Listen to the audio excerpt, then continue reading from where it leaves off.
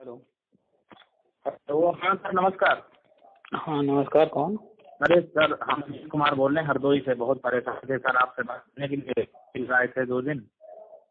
बताइए। सर बड़ा मन घबरा रहा है सर। ये जो सुनने में आ रहा है कि वहाँ केंद्र ने मना कर दिया है शिक्षा मित्रों का ये मतलब फायदा लेने के लिए। दिखाइए ऑर्डर, लेटर दिखाइए। ऑर्डर नहीं सर, ये हरीश दुबे कोई नेता है शिक्षा मित्रों के, मतलब यही जान रहे हैं, पोस्ट यूट्यूब पे बना बना के। जूता या चप्पल पहनते हैं? जी आप जूता या चप्पल पहनते हैं? जी, दोनों चीज है। हाँ तो दोनों में से कोई एक जो आपकी इच्छा हो निकाल कर मारना शुरू कीजिए उसको। नहीं सही सर, भ्रमित करते हैं ये लोग, परेशान। एक तो वैसे भी परेशान है, ऊपर से और परेशान करते हैं। भाई एक बार धुलाई कर दीजिए, सुधर जाएंगे ना। जी एक बार धुलाई कर दीजिए, सुधर जाएंगे। जाकर पहले उनसे कहिए कहाँ है, लिखित में दिखाओ हमें। नहीं दिखाते हैं तो निकालिए जूता, फिर देना शुरू कीजिए। नहीं सर, बिल्कुल सही कह रहे हैं आप सर। इन लोगों के साथ यही होना चाहिए, बहुत गलत करते हैं भाई अगर कोई चीज कोई पॉजिटिव कह रहा है तो एक बार वो ठीक है, भले होगा नहीं होगा, कुल मिलाकर उसने पॉजिटिव चीज रखा। और जी अगर जी। कोई नेगेटिव कह रहा है तो वो सही है नहीं है वो तो बाद में की बात है। नेगेटिव कह रहा है उसको इतना सोचना चाहिए कि इस न्यूज से कोई अवसाद में जा सकता है, और अवसाद में जाकर वो कोई गलत कदम उठाएगा तो उसका जिम्मेदार कौन होगा। सही कह रहे हैं सर। बहुत, जब से ये 69,000 वाला हुआ है मैटर, तब से बहुत शिक्षा मित्र खत्म हो तो रहा है। इसीलिए कह रहे हैं ना भाई, हम तो सीधे, आपने देखा भी होगा सुना भी होगा यूट्यूब पर, तो हम तो सीधे अखिलेश यादव तक को कहते हैं जूता मारिए। नहीं, भाई सही जो बात है। गलत है वो गलत है, उसको हम किसी भी बड़े मंच से भी बोलना होगा, बोलेंगे। किसी की औकात हमको गलत साबित करके डाल दे अंदर अगर हम गलत है तो। नहीं भैया नमस्कार, मैं बोल रहा हूँ। वो कह रहे हैं, उसने ये कहा कि न्याय विभाग ने मना कर दिया कि इनका संवर्धन शिक्षक तक नहीं हो सकता, क्योंकि इनकी जो नियुक्ति हुई थी ग्राम सभा के थ्रू हुई थी। ठीक का कहने का मतलब ये है। ठीक, तो हृदय दुबे कह दिए तो ये हो गया, उनकी बात मान ली जाएगी। बाकी हम नहीं, उसके कहने से तो नहीं होता भैया। जब तक सरकार नहीं करेगी उसके कहने से क्या होता। अखबार में एक बार नहीं 50 बार आ चुका कि टीटी आगे वाला लाइफ टाइम हो गया है। आया कि नहीं आया? हाँ हाँ हाँ, अब तो फाइनल हो गया उसमें और केंद्र से। और अभी जो रिजल्ट आया है आज सीटीईटी का, उसको खोल करके देख लीजिए, 7 वर्ष लिखा है कि नहीं लिखा है। हाँ जी। अखबार में 500 बार छाप देने से क्या वो लाइफ टाइम हो जाएगा? नहीं होगा। नहीं वो तो नहीं नहीं, सही कह रहे हैं। पावर किसके पास है? क्या प्रेस वालों के पास ये पावर है लाइफ टाइम करने का? नहीं, वो पावर है एनसीटी के पास। तो एनसीटी जब करेगी तब होगा ना। एनसीटी ने आज तक नहीं किया। रोज अखबार में आ रहा है कि बिहार में सरकार ने लाइफ टाइम कर दिया, उत्तराखंड सरकार ने कर दिया, राजस्थान सरकार, फलाने ठिकाने सरकार ने कर दिया। झूठे कर दिया। जब सरकार के पास पावर ही नहीं है, सिर्फ और सिर्फ केंद्र के पास ये पावर है, वो भी केंद्र में एनसीटी के पास ये पावर है। एनसीटी ने आज तक गजट किया नहीं है। एनसीटी का अक्टूबर या अगस्त में मीटिंग हुआ था, उस मीटिंग में ये बात आई सामने कि आगे वाला जो है वो लाइफ टाइम करने में कोई समस्या नहीं है, पीछे वालों के लिए इस पर अभी आपस में विचार विमर्श किया जाएगा या इस पर अभी प्रस्ताव रखा जाएगा। इतनी सी बात अभी एनसीटी ने रखा, वो भी किया कहीं कुछ नहीं है। उस पर लोग उड़े रहे हैं, अखबार वाले छाप रहे हैं। तो इसका क्या मतलब है कि अखबार वाले छाप देने से हो जाएगा या किसी के मंच से बोल देने से हो जाएगा? कुछ नहीं। जो मोदी जी जाके बोल रहे हैं मंच से, तब भी नहीं होगा। तो कुल मिलाकर के क्या लीगल है, क्या इलीगल है, क्या अथेंटिक है, क्या अथेंटिक नहीं है, उसको समझा कीजिए। हृदय दुबे जैसे लोगों को निकालिए, जूता मार लीजिए। देखिए जूता मारने वाले उनकी भाषा न बदल जाए तो कहिएगा, वो तुरंत फिर कहेंगे नहीं नहीं नहीं ऐसा नहीं ऐसा है। तो उनकी बात क्या? सर एक चीज और क्लियर कर दीजिए सर। ये राजू दास ने हम लोगों का मैटर उठाया है, तो इससे सर प्रभाव तो पड़ेगा थोड़ा बहुत सर। राजू दास कौन है? ये महान है, मतलब कोई 130 करोड़ की आबादी है, उसमें राजू दास कहाँ महत्व रखते हैं? क्या इनकी वैल्यू है?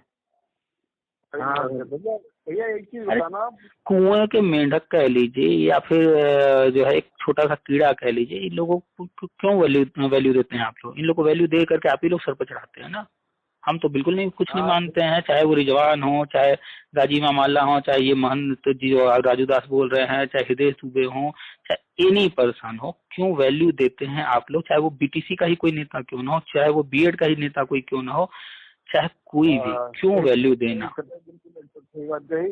भाई सब कुछ आप जानते हैं, जिसकी लाठी उसकी भैंस, जो सत्ता में है वो जो कहेगा वो जो करेगा उस पर नोटिस कीजिए। अगर उन्होंने कहा है कि मानदेय नहीं बढ़ाएंगे तो उन्होंने ये तो नहीं कहा ना कि हम कुछ भी नहीं करेंगे, उन्होंने सिर्फ मानदेय पर कहा कि मानदेय नहीं बढ़ेगा, तो गलत नहीं कह रहे हैं। क्यों? क्योंकि अस्थायी नियुक्ति के लिए नई शिक्षा नीति के अंतर्गत लिखा हुआ है, उसको आप पढ़ेंगे समझेंगे और आगे जो होने जा रहा है वो देखेंगे तो आपको सब सामने समझ में आ जाएगा कि उन्होंने क्यों कहा कि मानदेय वृद्धि नहीं होगी। अच्छा सर, ये बात बताइए कि ये नई शिक्षा नीति लागू कर रहे हैं अप्रैल से। नई शिक्षा नीति एक मिनट यहाँ रोकेंगे। नई शिक्षा नीति पिछले वर्ष 2020 में 25 जुलाई 2020 को ये पास हो चुका है कैबिनेट से, और 1 अप्रैल से उस पे काम ऑलरेडी बहुत सारी चीजें हो रही हैं, चल रही हैं, वो पास हो चुका है। और उस पे जो है जो प्री प्राइमरी स्टार्ट करना है वो 1 अप्रैल से स्टार्ट हो रहा है। और दूसरी तरफ आंगनबाड़ियों की ट्रेनिंग चल रही है जो कि फाइनल स्टेज पर है, वो कंप्लीट होने वाली है। तो 1 अप्रैल से प्री प्राइमरी स्टार्ट होगा। और आप जानते हैं कि दुकान खुलते ही ग्राहक नहीं आते हैं, ठीक है। खेत खरीद लेने से तुरंत उसमें फसल या बीज डाल देने से तुरंत फसल नहीं खड़ी हो जाती है, समय लगता है। तो प्री प्राइमरी स्टार्ट होगा 1 अप्रैल से। तो स्टार्ट होने के बाद उसमें एडमिशन का काम शुरू होगा। वो कार्यभार या उसमें अन्य जो चीजें करनी है तो तत्काल में कोई न कोई चाहिए, तो आंगनबाड़ी वहाँ काम करती हैं, उन्हीं को ये जिम्मा दिया जा रहा है। 6 दिन की ट्रेनिंग के माध्यम से वही सारी चीजें उनको बताई जा रही है, क्या करना है कैसे करना है। तो कुछ समय तक ये सब चलेगा। और आप जानते हैं कि एडमिशन आप लोग जो है देखते होंगे कि अप्रैल में भी एडमिशन होते हैं, जुलाई में भी होते रहते हैं, जुलाई तक होते रहते हैं। तो ये टाइम आप लोग जान रहे हैं कि अप्रैल से जुलाई तक एडमिशन का टाइम होता है, आगे पीछे लेट देर सवेर होता रहता है। तो एक साइड ये चलेगा। तो जब एडमिशन वाला काम हो जाएगा, और आप जानते हैं चुनाव 2022 में है, और चुनाव से 3 महीने पहले लगभग दिसंबर लास्ट में आचार संहिता लगेगा, यानी गवर्नमेंट के पास दिसंबर तक का टाइम है। और आजकल हर काम ऑनलाइन हो गया है। 69,000 भर्ती की काउंसलिंग प्रक्रिया और नियुक्ति प्रक्रिया वो अगर चाहे होती गवर्नमेंट तो आप देखे होंगे कि 2 दिन 3 दिन में सब कुछ फटाफट हो रहा था, महीनों वाला काम नहीं था। बात अलग है कि वो बीच में गैप रखा जा रहा था, लेकिन कोई भी काम 2-4 दिन में ऑनलाइन होने के कारण तेजी से हो जाता है। तो कुल मिलाकर के आप लोगों का प्री प्राइमरी में करने का ये योजना सिर्फ यूपी के लिए नहीं है, ये योजना केंद्र सरकार की तरफ से है। इस पर अभी नोटिफिकेशन जारी होगा, इसकी प्रक्रिया अभी शुरू होगी और ये पूरे भारत के लिए शुरू होगी। प्री प्राइमरी वाला भी पूरे भारत के लिए है, यूपी सरकार पहले कर रही है, ठीक है। पर ऐसा नहीं कि अन्य राज्यों में नहीं होगा। तो कुल मिलाकर के 1 अप्रैल से प्री प्राइमरी स्टार्ट होगा। अप्रैल से जुलाई के दौरान एडमिशन वगैरह चलेंगे, ठीक है। और आप जुलाई को पकड़ लीजिए, अगस्त को पकड़ लीजिए, उसी के करीब में आप लोगों का जो प्री प्राइमरी में होना है नियुक्ति, वो संभवतः जुलाई अगस्त में शुरू हो जाएगा। मान लीजिए अगर थोड़ा लेट भी होता है तो 15 दिन 1 महीना और आगे, ठीक है। और इधर आप लोग का होगा उसी के ठीक बाद जितने भी टेट पास हैं, चाहे वो शिक्षा मित्र टेट पास हो, चाहे वो बीएड वाले टेट पास हो, चाहे वो बीटीसी वाले टेट पास हो, कोई भी हो, डीएलएड वाला हो, चाहे जो भी हो, उनकी जो वर्षवार नियुक्ति प्रक्रिया उसके बाद शुरू हो जाएगी। यानी कुल मिलाकर के दिसंबर तक गवर्नमेंट का प्लान है सारी चीजें कंप्लीट कर देने का। तो बहुत समय है, आराम से वो करेंगे। अच्छा, जो ये भर्ती ये लाना चाहते हैं 51,000, उसका क्या रहेगा फिर? भाई आप जानते हैं कि पीछे वालों का ही हर चीज करते रहेंगे तो आगे वाले बैठे तो रहेंगे नहीं। शांति उनको तो ऐसा है नहीं कि नहीं वो बस तमाशा देखने के लिए हैं। वो तो जो अन्य लोग हैं बीएड बीटीसी या अन्य चीज करके आए हैं और स्टेट पास हैं या नहीं है, जो भी है, तो वो भी तो चाहेंगे ना हमारे लिए भी काम होता रहे। अब ऐसा तो है नहीं एक व्यक्ति अगर भूखा है कई दिनों से तो उसको खाना खिलाने के चक्कर में जो रोज खा रहा है उसको 2 दिन के लिए खाना बंद कर देंगे, ऐसा तो होगा नहीं। तो जो आगे आने वाले हैं उनके लिए भी विज्ञापन निकालना ही है, ठीक है। तो 51,000 जो भर्ती है, संभवतः 51,000 की भर्ती आएगी। लेकिन जानकारी में जो आ रही है, जो पिछली भर्तियां हैं जैसे कि 68,500 में बचे पद 22,000 और अन्य जो पिछली भर्तियां हैं उनके भी पद हो सकता है इसमें जोड़ दिए जाएं, ठीक है। और संभवतः ये 80,000 90,000 के लमसम ये जा सकता है, ठीक है।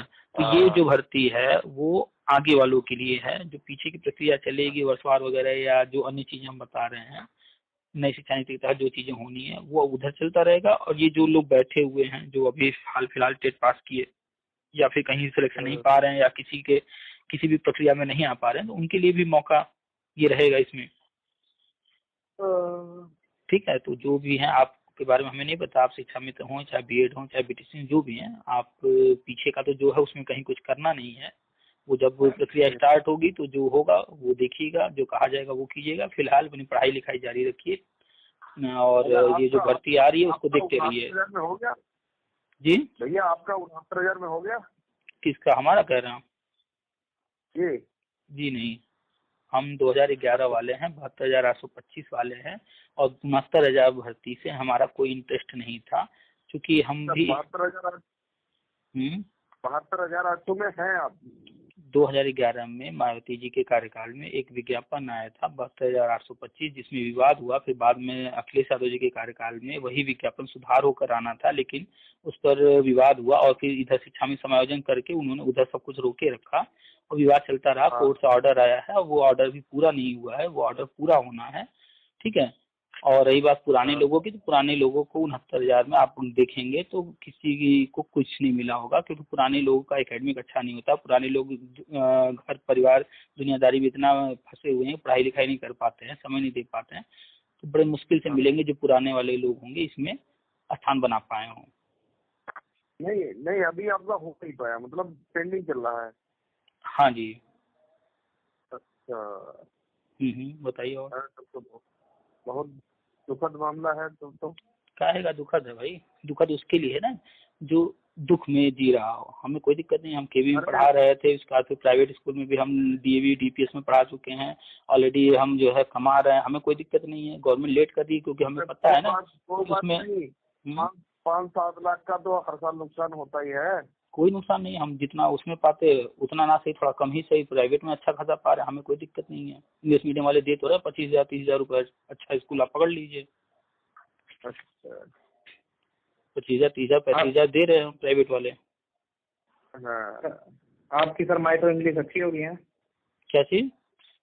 मैथ और इंग्लिश आपकी स्ट्रांग होगी? भाई अब सब टीचिंग लाइन में आप आए हैं ना, और टीचिंग लाइन में आकर के कहिए कि नहीं हमें मैथ नहीं आती, हमें इंग्लिश नहीं आती, हमें सोशल नहीं आता, हमें साइंस नहीं आता, हमें ड्राइंग बनाने नहीं आता है, हमें सिंगिंग नहीं आता, हमें कंप्यूटर नहीं आता।